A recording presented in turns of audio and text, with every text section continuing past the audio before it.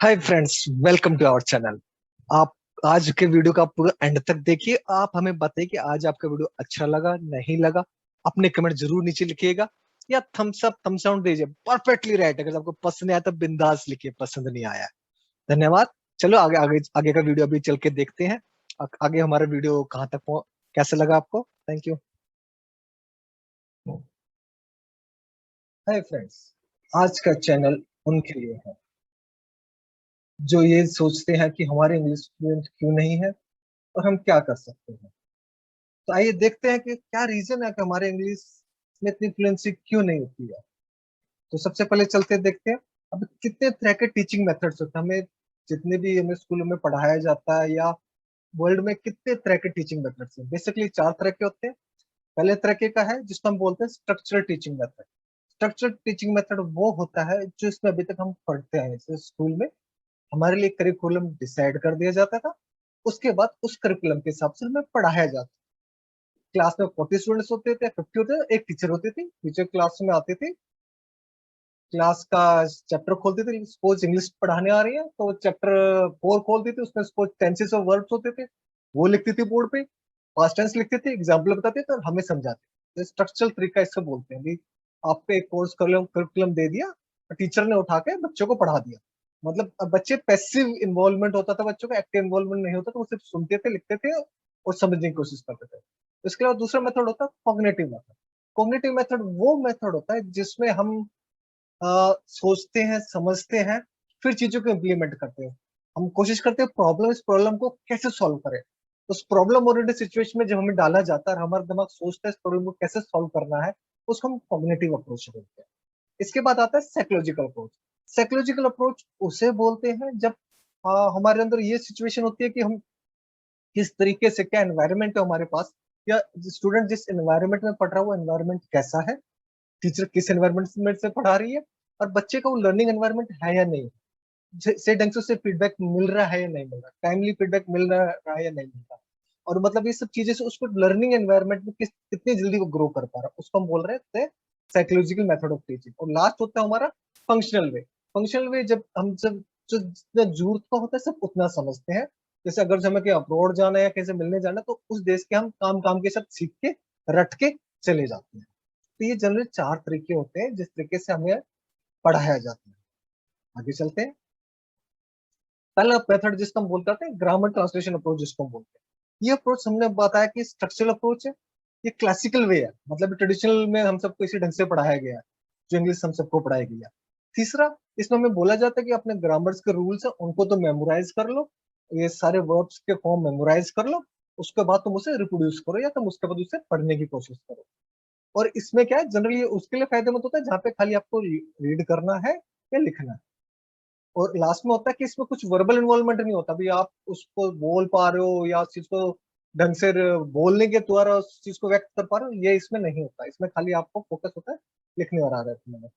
अब भाई इतने सालों तक चलती आई ये अप्रोच, तो कुछ एडवांटेज होगा इसमें, ऐसे तो नहीं है। तो देखते हैं इसमें क्या एडवांटेजेस था भाई। अभी तक जो ट्रेडिशनल अप्रोच हम देखते हैं, अभी आसान, बहुत आसान मेथड है। करिकुलम तैयार करो और छोड़ दो, बंदों को बता दो करिकुलम इसमें पढ़ लो हो जाएगा। ये बहुत आसान मेथड है बंदों को बढ़ाने का। और दूसरा होता है कि वोकैबुलरी बिल्डअप करने के लिए, किसी की मातृभाषा से इंग्लिश भाषा में ट्रांसलेट करने के लिए वोकैबुलरी आसानी से बिल्डअप हो जाती है। मतलब वर्ड मीनिंग इक्वल आ जाते हैं। जो बस को हिंदी में बस बोलते हैं तो इंग्लिश में भी बस ही बोलते हैं। आने को आना, जाना, वो, कम, इस तरह से बंदों की वोकैबुलरी मातृभाषा से मैप होके हमारी बिल्डअप हो जाती है। तीसरा होता है कि ये टीचर की मेहनत बचा देता है। एक टीचर होती है बच्चों को पढ़ा देती है बस, किसी को समझ में आया नहीं आया नहीं पता, बस मेरा काम था, आया मैंने कोर्स खत्म किया आगे बढ़ो। फिर होता था ये, इसमें किसको टेस्ट करने के लिए समझ में नहीं है, उनको रिटर्न एग्जाम दे दो, रिटर्न एग्जाम में क्वेश्चन दे दो, उसके बाद चेक हो गया बंदे को समझ में आया नहीं आया। तो मतलब आसानी से टेस्ट हो जाता था भी उसको, उसको रीडिंग कैपेबिलिटी उसमें बिल्डअप हुई है नहीं हुई। फिर होता भी ग्रामर भी इसमें आसानी से रूल्स बताते, तो ग्रामर आसानी से बंदों को बता देगी ये ग्रामर रूल इस हिसाब से चाहिए। तो ये इसका एडवांटेजेस थी। अब इतना सब कुछ अच्छा होता तो आगे भी हम सबको ये रूल फॉलो करना चाहिए था। हम सब एक्सपर्ट हो जाना चाहिए तब तक इंग्लिश में। मतलब इतने सालों से हमने इंग्लिश पढ़ी है, स्कूलों में, कॉलेजेस में, ऑफिस में काम कर रहे हैं, we should have been expert. But ऐसा तो नहीं है। मतलब इस मेथड में कहीं ना कहीं कुछ तो लोचा है। तो वो लोचा क्या है, वो प्रॉब्लम क्या है, चलो आइए उसको देखते हैं। अब इसका एडवांटेजेस क्या है। पहले कि अननेचुरल मेथड है। अननेचुरल मतलब कोई भी बच्चा होता है पहले कैसे सीखता है, ऑब्जर्व करता है, सुनता है, फिर समझता है, देखता है, और लास्ट में जाके वो बोलना स्टार्ट करता है। करेक्ट। अब इसमें उल्टा क्या होता है, हमारे इसमें पहले रूल बता दिए जाते हैं, फिर बाद में हम उसको रिकंस्ट्रक्ट करते हैं। हमें इसको देखने और समझने का हमें मौका नहीं मिलता है, हमें पहले रूल समझा दिए जाते हैं। दूसरा, इसमें स्पीच को पूरी तरह से निगलेक्ट कर दिया जाता है, भाई आपको बोलने का कोई रोल ही नहीं है इसमें।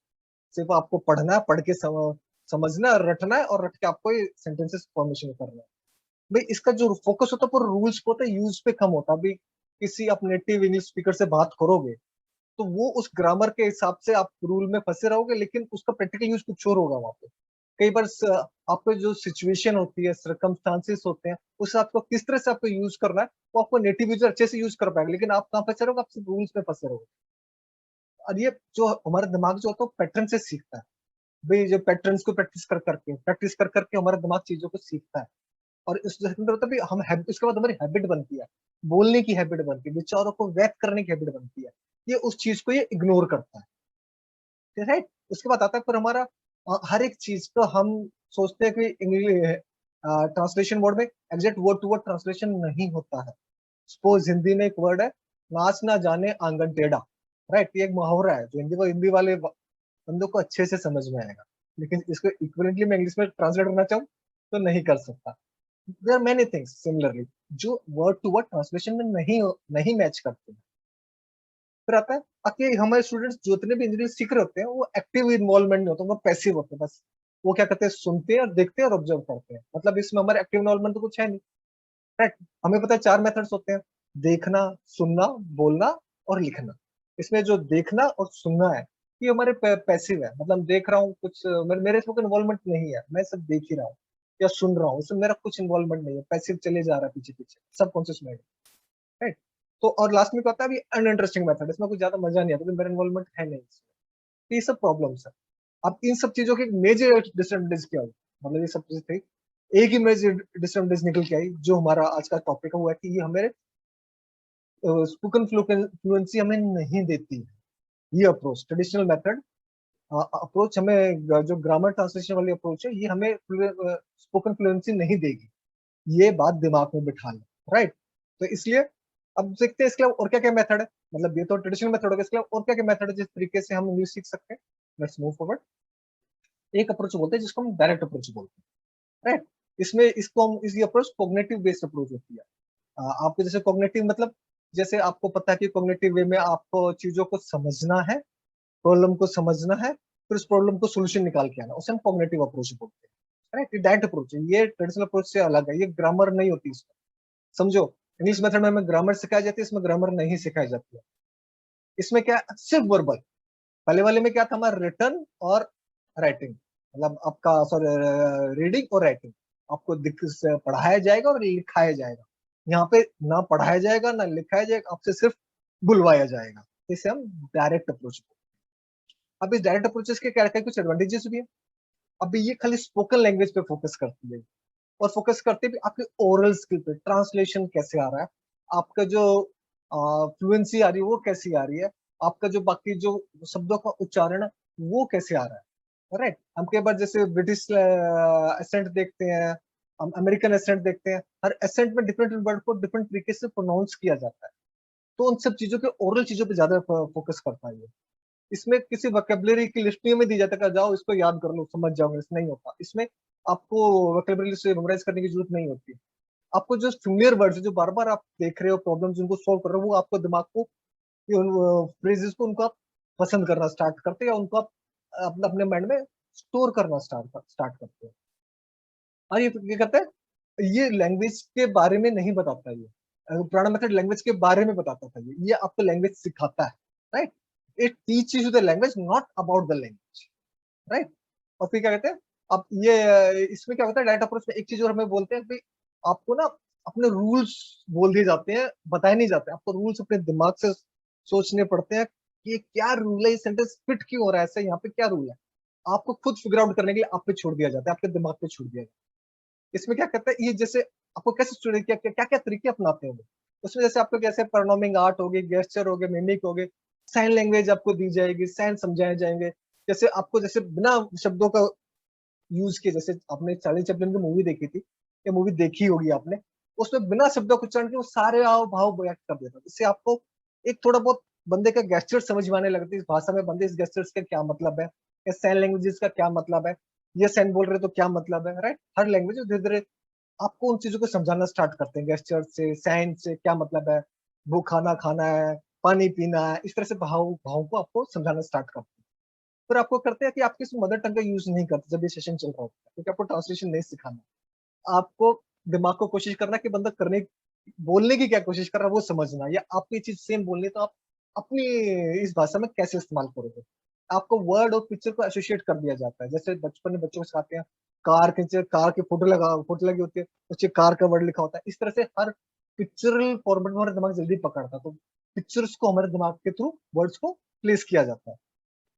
फिर आता है क्वेश्चन आंसर पैटर्न से हमें सिखाया जाता है, भाई आप सपोज आप कहीं पे जा रहे हो, दुकान पे जा रहे हो, तो आप कुछ लेने जा रहे हो, तो आपकी वार्तालाप में क्या क्या क्वेश्चंस यूज होंगे, भी मुझे ये सामान चाहिए, कितने कितने का है, दुकानदार बोलेगा इतने का है, अच्छा भाई इतने का दे दो। तो ये सारे जो वार्तालाप है जो नॉर्मल है क्वेश्चन आंसर फॉर्मेट में आपको वो सिखाए जाएंगे, करेक्ट। हर सिचुएशन दी जाएगी, सिचुएशन आपको वो बात करके कैसे बात करते हैं नेटिव में वो आपको सिखाया जाएगा।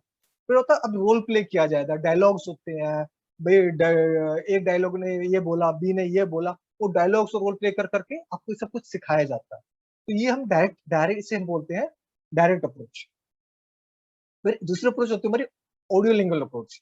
इस अप्रोच में क्या होता है, ये जैसे आर्मी वे से सो बोलते हैं, इसमें इसका इजाद हुआ था सेकेंड वर्ल्ड वॉर के टाइम पे, जब हमारे एलाइड फोर्सेस और जर्मन फोर्सेस भिड़ रही थी आपस में सेकेंड वर्ल्ड वॉर टाइम में। तो अलाइड फोर्सेस में कई देशों के सैनिक थे जो मिलकर कहाँ लड़ रहे थे। तो उनको आपस में उनकी बातचीत कैसे होनी है, उनके अपने सोल्जर्स के बीच में कैसे बात होनी है, या दूसरे दुश्मनों के बीच में भी उनकी भाषा कैसे समझनी है, इसके लिए आर्मी वालों ने एक तरीका खोजा था, उसे हम बोलते हैं ऑटो ऑडियो लिंगुअल अप्रोच। इसमें उन्होंने क्या किया था देखते हैं, ये एक साइकोलॉजिकल वे है जिसमें उनका एनवायरनमेंट ठीक दिया जाता था, भाई आपको सिर्फ हम आ, अच्छे से समझाएंगे, आपको टाइमली हम आपको रीइंफोर्स करेंगे चीजों को, आपने ठीक सीखा या नहीं सीखा। ग्रुप में पूरे सैनिकों को बटालियन को बुला के पूरे अच्छे से की चीज रटाई जाती थी और वो उन्हें सिखाई जाती थी हर एक को ग्रुप में। ओरल रिपीटिशन, मतलब जैसे आप अगर जो आपको बोलना है कि यू हैव टू सरेंडर, तो आपको सबके एक साथ सरेंडर कैसे बोलना है, या आई नीड हेल्प ये कैसे बोलनी है, I need water, I need ammunition, ये सब उन्हें अच्छे से ओरल जब तक वो बोलना दे, अच्छे से उनका वर्बल प्रोनाउंसिएशन ठीक से सभी भाषाओं में, राइट।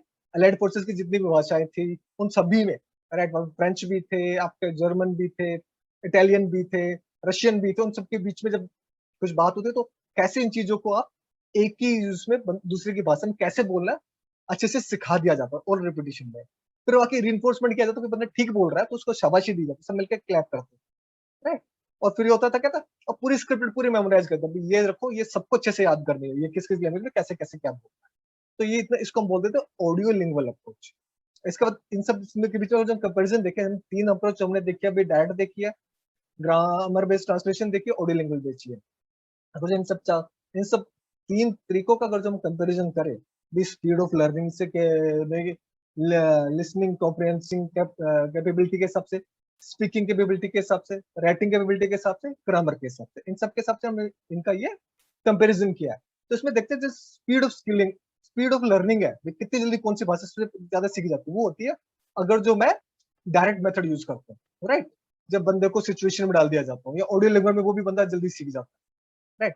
और उसके बाद आता भी मेरे को जो होता भी सुन के समझना, सुन के समझने में भी मेरा डायरेक्ट अप्रोच ऊपर है, राइट। और ये थोड़ा ऑडियो लिंगुअल बीच में, और ये वाली सबसे कम आती है। तो लिसनिंग में आप सरप्राइज हो गया कि ये हमारे ग्रामर ट्रांसलेशन अप्रोच नीचे, क्योंकि हर लैंग्वेज में आपने नोट किया होगा, अगर जो आप किसी और डिफरेंट डायलेक्ट की मूवीज देखते हो, या किसी एसेंट की मूवी देखते हो, ब्रिटिश एसेंट की देखते हो, अमेरिकन एसेंट की देखते हो, आप पूरी तरह से उन्हें फॉलो नहीं कर पाते हो, राइट। क्योंकि उनका हर एक मूवी का या हर एक रीजन का एसेंट अलग होता है, वो एसेंट आप नहीं पकड़ पाते हो, इसलिए उसको लिसनिंग कॉम्प्रिहेंशन उसका कम होता है, लेकिन रीडिंग कॉम्प्रिहेंशन उसका सबसे ज्यादा होगा। अगर जो मैं ग्रामर ट्रांसलेशन मेथड की बात करूँ इसका, क्योंकि उसको शुरू से सारे रूल्स सिखाए गए हैं, तो उसके सारे प्रपोजिशन, वर्ब, एडवर्ब सब कुछ सिखाया गया है। तो वो इजी सब चीजों में बहुत आसानी से वो कर पाता है। लेकिन वहीं पे डैड थोड़ा सा कम हो जाता है, डैड में खाली जरूरत के हिसाब से मेरा दिमाग इस्तेमाल करता है, और इसमें तो सबसे कम होता है। फिर आता है मेरा स्पीकिंग केपेबिलिटी। स्पीकिंग केपेबिलिटी अपने नोट करो, जो डायरेक्ट के हिसाब से सीखते हैं उनकी स्पीकिंग केपेबिलिटी सबसे अच्छी होती है, बजाय उसके कि जो मैं ट्रेडिशनल मेथड से सीख रहा हूँ, राइट। अब फिर आ जाता है कि हमारा ये सेकंड अप्रोच आता है, राइटिंग केपेबिलिटी हमारा ट्रेडिशनल मेथड की अच्छी है, राइट, और राइटिंग केपेबिलिटी डैट मेथड की कम है। लेकिन अब ये भी थोड़ा सरप्राइजिंग लगा, पर ग्रामर के हिसाब से आपका जो ट्रेडिशनल मेथड है उससे ज्यादा अच्छा इस मेथड्स को बोला गया, डैट मेथड को, कि अगर आप बहुत ज्यादा यूज करते हो तो ये आपका थोड़ा थोड़ा ग्रामर के रूल्स भी अच्छे से पकड़ने लगता है। सपोज जैसे कि आपकी अपनी मातृभाषा है, इसमें कोई आपको आके कोई ग्रामर रूल से आके समझाए, अपनी नहीं, आपके आपकी हिंदी के ग्रामर के हिसाब से ये वाक्य आप ठीक नहीं बोल रहे, तब तो क्या रिस्पॉन्स दो, आप कहोगे मुझे पता है ऐसे ही होता है, मेरे ग्रामर रूल के हिसाब से नहीं होगा। तो ये इन सब चीजों से हम क्या कंक्लूड करते हैं, कंक्लूड यही करते हैं, अगर जो आपको स्पोकन इंग्लिश फ्लुएंट करनी है तो आपको बोलना सीखना पड़ेगा, आपको डायरेक्ट मेथड में आना पड़ेगा, राइट। तो अब देखते हैं डायरेक्ट में क्या क्या चीज कर सकते हैं। भी डायरेक्ट मेथड में आना पड़ेगा। कुछ ऑनलाइन एप्लीकेशन होते हैं जैसे हेलो टॉक हो गया, टेंडम होगी, बिलिंगुआ हो गई, इन सब चीजों को हम यूज करके ट्रेडिशनल जो यूजर्स है उनके साथ हम मिलकर बात कर सकते हैं। फिर आता है कि जैसे कुछ अच्छे अच्छे टोस्ट मास्टर क्लब होगा आपके आस पड़ोस, तो उसको ज्वाइन कर लो, उनका भी मेथड बहुत अच्छा है। वो भी आपका अच्छे से पूरा एनवायरनमेंट आपको देता है सीखने के लिए, और वो कॉग्निटिव अप्रोच को फॉलो करता है, राइट। और फिर आपको जैसे कुछ और को नहीं और हिंदी और इंग्लिश अच्छे से सीखनी है, तो कुछ और जो यूजर्स है जिन्होंने अच्छी इंग्लिश इंग्लिश सीखी है, ओरल अपनी कैपेबिलिटी बढ़े, उन्होंने क्या किया, अपने जो फेवरेट मूवीज थे या ड्रामा थे जैसे फ्रेंड्स हो गया, उनके डायलॉग्स को मिमिक किया, कैसे चलाया, पॉज किया, फिर सोचा ये रिस्पॉन्स करेगा तो कैसे करेगा, उसको विजुअलाइज किया, या फिर उसी एक कैरेक्टर को अपने सपने ले, जो पसंदीदा कैरेक्टर है आपका उसको अपना लिया, उसके हिसाब से डायलॉग डिलीवरी करी, या जिसने बोला उसको पॉज करके दोबारा रिवाइंड करके अपने उसके डायलॉग को आपने बोला, उसी के सेम एसेट में, तो आप उन डायलॉग को समझ जाओगे, बोलने लगोगे, राइट। तीसरा, आपको रिलैक्स होना है, बोलने से पहले रिलैक्स होके बात, जब आप रिलैक्स रहोगे तो आपका माइंड अच्छे से काम करता है। और लास्ट होता है बी फियरलेस। अब आखिरी टाइम हम किस लिए इंग्लिश में अटकते हैं कि हम सोचते हैं कि अगला अगला पर्सन पता नहीं क्या सोचेगा मेरे बारे में, मेरी इंग्लिश अच्छी नहीं है, मेरे बारे में क्या सोचेगा, मेरे को जज करता रहेगा, हमें जज के फियर में हम रह जाते हैं। बी रिलैक्स, और आगे आप इस तरह से इन चीजों को फॉलो करो तो अच्छे से इंग्लिश सीख सकते हैं। हाय फ्रेंड्स, आप कमेंट करके बताइए आज आपको वीडियो कैसा लगा। आपको और किस तरह की वीडियो आप जानना चाहते हैं, उस तरह के कमेंट्स आप नीचे दे सकते हैं। और बाकी कई सारे लिंक्स हम अपने वीडियो के डिस्क्रिप्शन में डाल रखे हैं, उनको भी आप इस्तेमाल कर सकते हैं। तो आपको मैं यही कहना चाहूंगा, ना केवल आप हमारे वीडियो देखें, बाकी इस सब्जेक्ट पे बाकी दूसरे यूजर्स का भी वीडियो देखें, इससे आपको और अच्छे से समझ में आएगा। डिफरेंट डिफरेंट चीजों से आप चीजें सीखते तो आपको अच्छे से समझ में आता है। Thank you.